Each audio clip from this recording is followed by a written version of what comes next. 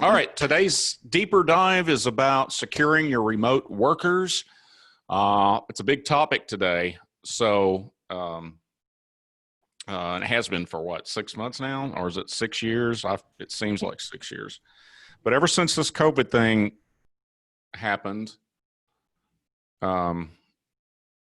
we've seen a dramatic increase in hacking. So, and there's a lot to this.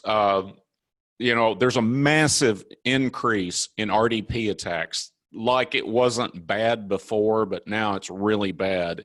And basically, and we'll talk a little bit about this in another slide, but RDP stands for Remote Desktop Protocol.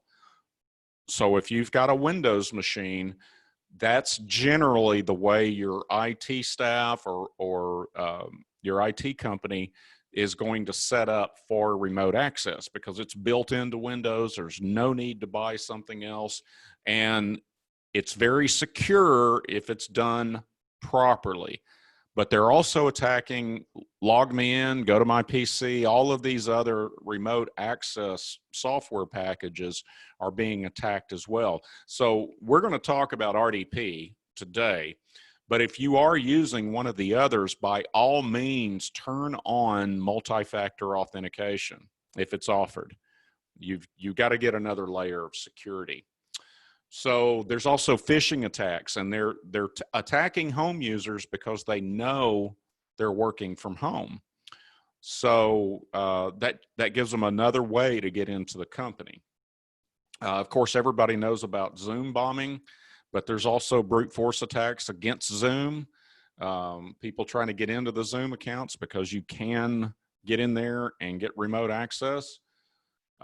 There's a big increase in business email compromise attacks, and these are emails that look like they're from inside your organization. So and it's a way to they'll request a fund transfer or something like this. So you got to be real careful about that. And even domain names with the word COVID-19, registrars are reviewing any website or domain registration that's got that in the domain, because it can be used to sell counterfeit goods, drive-by malicious downloads. In Hong Kong, and it's likely that these are state-sponsored attackers, are even using a virus. I guess it's through an email, but it has a link that it's news links. They're tricking users into clicking on news links that has a booby trap with iOS spyware. So you never heard me say that Apple products are immune to attacks. iOS is about as good as an operating system can get. Well, it is. It's the most secure operating system out there, but it can still be hacked. So you got to be on the alert for things like that. So if you get an email from a news source that's not CNN, or you still got to be careful, because they can copy a real life thing. But it's really, really bad. All of these things have increased dramatically. So what do we do with, it's doing that double thing again. All right, so let's talk about securing remote access. Okay, you've heard me talk about administrative controls, technical controls, and physical controls, right? We're not going to talk too much about physical controls, but if you have a company supplied laptop, or even if it's your own iPad or laptop that you use to access company equipment, you need to lock that thing down. It needs to have very secure password on it. The disk needs to be encrypted, because if you lose that iPad and it's all set up to automatically connect to your company network, they can get in. So we're going to wrap all of this stuff up with these administrative controls. Now, when we went working at home, when we started that, we just went ahead and decided to buy laptops for practically everybody out there. Number one, because it's the right thing to do, rather than have them use their own computer to access a computer at work if necessary. But it also allowed us to put on security stuff that we would not necessarily want to force that on equipment that we didn't own or it wasn't a client equipment. But regardless of whether you provide company-owned equipment or you allow them to use their own home equipment, that device really should only be used for work. So if you've got kids that play on the home computer, and then even if you use all the stuff that we've got, it's that home computer is more likely to be virused up, probably has a back door on it, you know, because it's not going to have these enterprise grade protection tools on it like we provide. So you want to make sure that you don't have any kids on it. You make sure it's clean, right? And then what we do is we go the extra step and put EDR on there, which you guys have probably heard me talk about many times, but it's the Super Turbo Deluxe antivirus. And then also in administrative controls, you want anyone to report a security event, like a Trojan or a virus or something suspicious. You want that reported, no matter what device it is on the home network, even if it's one that's not used to connect to a company, because basically you're basically connecting two networks together. Okay. So when I remote into the office, my Nest thermostat is a way to get into the office. Now it's highly unlikely, but my iPad, my Chromebook, all these devices that I have, they kind of get loosely put together. And if you're connecting via virtual private network into your company office, they can actually be a part or have access to the company network. So you want to make sure that employees understand that they've got to protect their own stuff, their own network as well. So what kind of technical controls? All right, your home network Wi-Fi needs to be secured with WPA2 or WPA3. Now, the last few years, WPA2 is turned on by default. You should never have a wireless network in your home that does not require a password. That it's most routers will walk you through it and make you set it up and everything, but it needs a password. It needs to be a secure password that can't be brute forced with a dictionary attack. That password's got to be secure, and the longer the better. So it needs to be a complex password. I know it's a hassle, but once you connect to a Wi-Fi network, it'll save the information. So make sure that entire network is secure. If you have an open network at home, you could have someone else, your next door neighbor, use your network to do criminal stuff. And if the FBI comes knocking on the door, they're going to be looking at you. They're not going to be looking for the neighbor. They're going to be looking at you. Now, you may convince them that it wasn't you, and they'll eventually learn it. But the best thing is secure that home network. Now, like I said earlier, we ensure that we've got our endpoint detect and respond in place on that device that accesses the office network. You've got to keep the operating system patches and other software up to date. It's not just the Windows or Mac operating system. There's other browsers and other things that need to be patched, and all the security updates. So pay careful attention. If it tells you you need to do an update, you need to do it. And, most computers can be set to do this overnight, but sometimes they push them out and you just got to get off. You've got to go through the reboot during the middle of the day. So make sure you keep everything up to date. Now, we send watches, warnings, and notices out or advisories out whenever we come across something it's called a 0-day exploit, especially if it's in the wild. But there's just hundreds and hundreds of patches for everything every day. So you need to stay on top of that.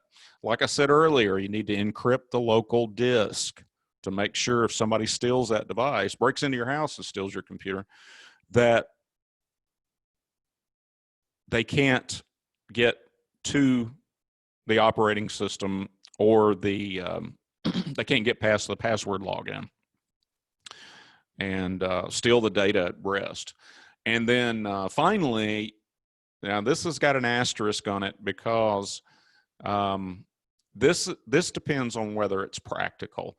But your IT guy can set up a virtual private network, which is basically a tunnel.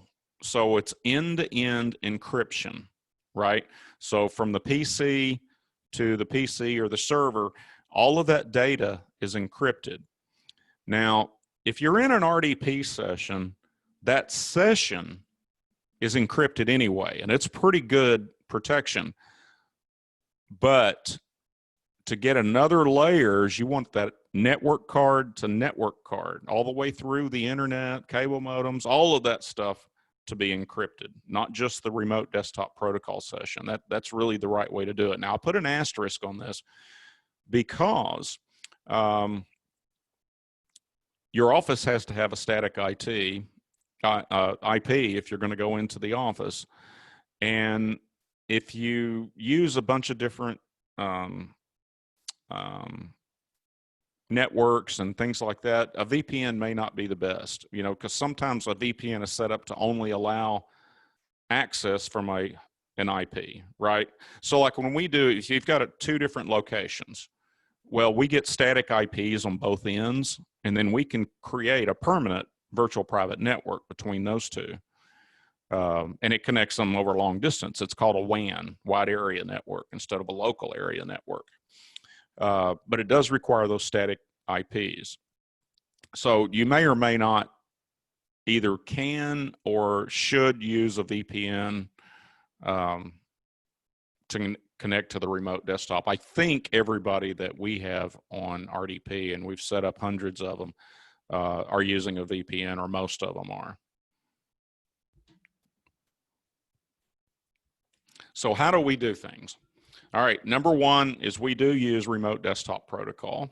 We don't use any third party, because we have a lot of control over this, and it's used by millions every single day. And it's and it comes with, if you've got a pro version or you're remoting into it, you can remote in from an iPad. You can even remote in from a phone if you, it's kind of painful. iPad, Mac, lots of different things. As a client, on the one you're remoting into, it's got to be a Windows box with RDP. Perhaps a VPN. The computer that you're remoting into got to have secure credentials. If you don't have a VPN, and you haven't, or even if you do have a VPN, that can be hacked as well. So remember, we're going to add layers and layers and layers on this. The only time we've had a client get hacked via an RDP is when they did not set a secure password. So what we started doing, and we started doing this before COVID hit, we also added another layer called multi-factor authentication.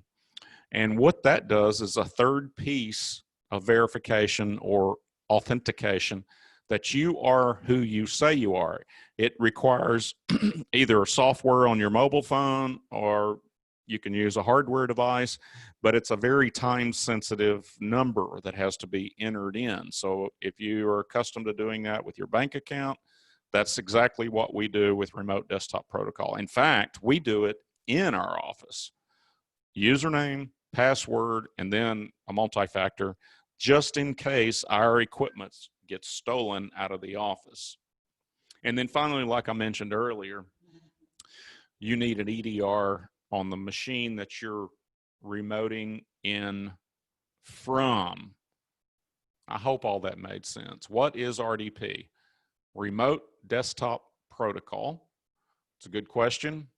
But it's built into Microsoft Windows.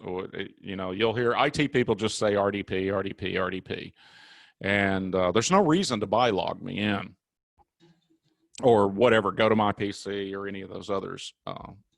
So unless you're trying to remote into a Windows home computer, which hopefully none of you have that in your business or your organization, because you really need Pro. It's just got a better security and than home. And usually if you've got a home operating system, that usually means that it's not a business grade PC. And so it's a lower quality PC. It doesn't have a long of a lifespan, and it's loaded up with all kinds of HP software or whatever, Dell software, doesn't matter what brand it is. They subsidize their computers by they pre-install a lot of different pieces of software, and it's usually just really bad software.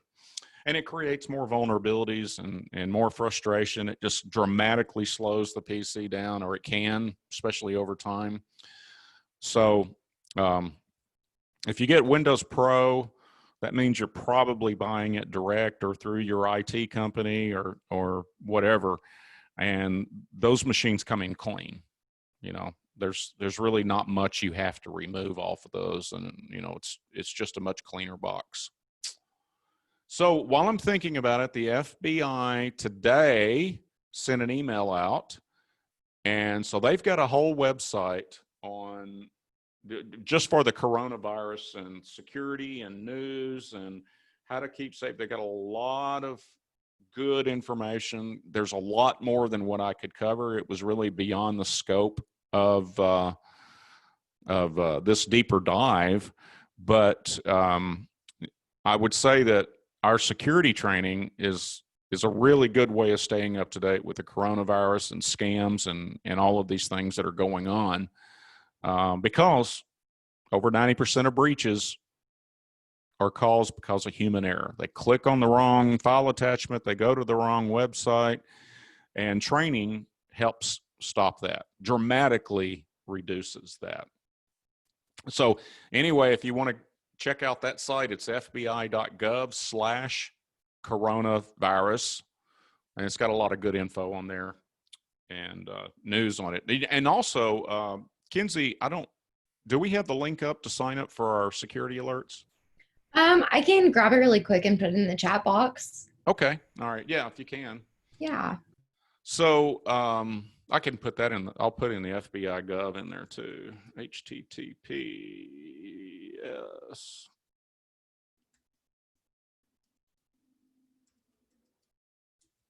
It's really easy to type .com instead of .gov. So be sure you don't do that.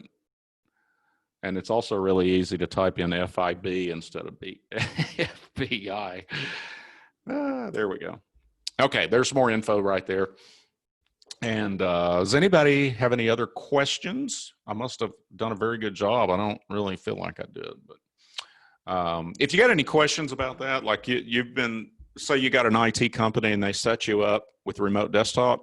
If you're not using multi-factor authentication, please get that implemented. If you need help or your IT company needs help with that, then give us a call. The one that we use is really, really cool. You don't even actually have to enter the numbers. It pushes out a notice to your iPhone, and all you got to do is hit OK or deny. You know, if you get a push out to your iPhone and you're not remoting in, you need to deny that, because we get hundreds of attacks a day on RDP ports, you know, on just our network. These are all automated attacks. And when they find one, they start brute forcing it, which means they just run a dictionary attack on it. And it's all automated until they get the right combination of credentials. So you want to make sure. It's real easy to type in administrator and then a dictionary attack, which is another aside, is I would encourage you not to have an actual administrator account on your network. Don't forget, schedule your security assessment. It doesn't cost anything. We can go through things like your remote desktop protocol or any other security concern that you might have. Or you can give us a call to get that done. It's 479-434-1400, or just drop us an email at sales@irontechsecurity.com. It only takes 15 to 20 minutes to get a high level review and get you guys on the right track. No obligation whatsoever. Be happy to do it for you. Okay. What do we got next week, Kenzie? Creating a security first culture. Oh man, I've been wanting to do that one. Yeah, next week is we're going to talk about how you as a manager or the president or the owner or director, whatever, as the leader of your organization, it's up to you to create and foster that security first environment. You want security to be top of mind. You don't want to communicate that it's a hassle. You don't want to pass it all. It is absolutely up to the leader. It's a CEO level all the way down. You've got to communicate it because it's about your risk. You don't want to go to the bank and say, I can't make my bank notes because we got hacked and we're down for a month or a week or a day.